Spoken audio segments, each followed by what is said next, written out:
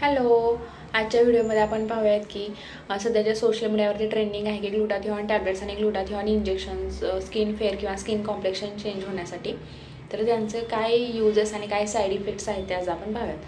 तर ग्लुटाथिऑन एक ट्रायपेप्टाइड आहे जे सिस्टीन, ग्लायसिन आणि ग्लुटामिक ॲसिड यापासून बनलेलं आहे, जे नॅचरली आपल्या बॉडीमध्ये प्रोड्यूस केलं जातं. त्याचं वर्क हे आहे की ग्लुटाथिऑन हे एक स्ट्रॉंग अँटीऑक्सिडंट आहे. लिव्हर डिटॉक्सिफिकेशनसाठी ते हेल्पफुल आहे. आपली कार्डियाक हेल्थ चांगली ठेवतं. इम्युनिटी बूस्टर आहे. न्यूरोजेनिक ज्या कंडिशन्स आहेत, अल्झायमर्स किंवा पार्किन्सन्स डिसीज, यामध्ये ग्लुटाथिऑन हे युजफुल आहे. तर ग्लुटाथिऑन इंजेक्शन्स जे आहेत ना, ते हॉस्पिटल आणि ICUमध्ये यूज केले जातात. किंवा जर पेशंटला फॅटी लिव्हर असेल, अल्कोहोलिक किंवा नॉन अल्कोहोलिक लिव्हर सिरोसिस असेल, पेशंटला टाईप 2 डायबिटीज असेल किंवा COPD सारखी कंडिशन्स असेल, HIV, एड्स किंवा सर्टन टाईप ऑफ कॅन्सर्समध्ये ग्लुटाथिऑन इंजेक्शन्स यूज केले जातात. म्हणजे पेशंटमध्ये जर क्रोनिक इलनेसेस आणि पेशंट जर इम्युनो कॉम्प्रोमाइज असेल तर त्यांच्यामध्ये ग्लुटाथिऑन इंजेक्शन्स हे यूज केले जातात. आता ग्लुटाथिऑन टॅब्लेट्स ज्या स्किन फेअर होण्यासाठी यूज केल्या जातात.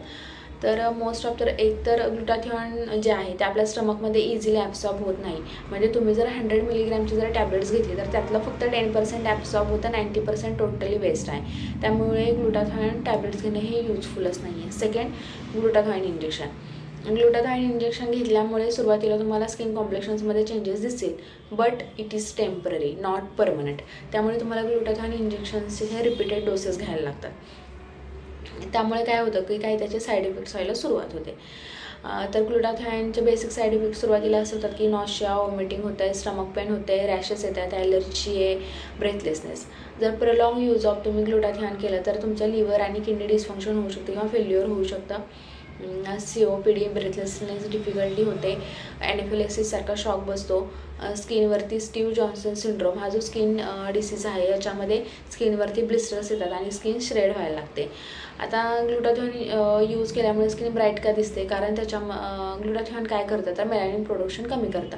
पण मेलॅनिन प्रोडक्शन कमी झाल्यामुळे तुमची स्किन मोस्ट प्रोन होते स्किन कॅन्सरसाठी. म्हणजे स्किन कॅन्सर होण्याचे चान्सेस वाढतात.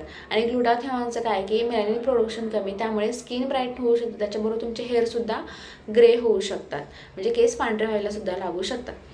तर मग आता आपण ग्लुटाथिऑन कसं मिळवायचं? तर आपलं तर रेग्युलर डाएट आहे. कांदा, लसूण, अंडी, बदाम, अक्रोड, जवस, मोड आलेली कडधान्य, हिरवे पालेभाज्या, दुग्धजन्य पदार्थ, याच्यामधून आपल्याला ग्लुटाथिऑन हे मुबलक प्रमाणात मिळतं. त्यामुळे ग्लुटाथिऑन फक्त स्किन फेअर होण्यासाठी किंवा गोरं होण्यासाठी घेऊ नका.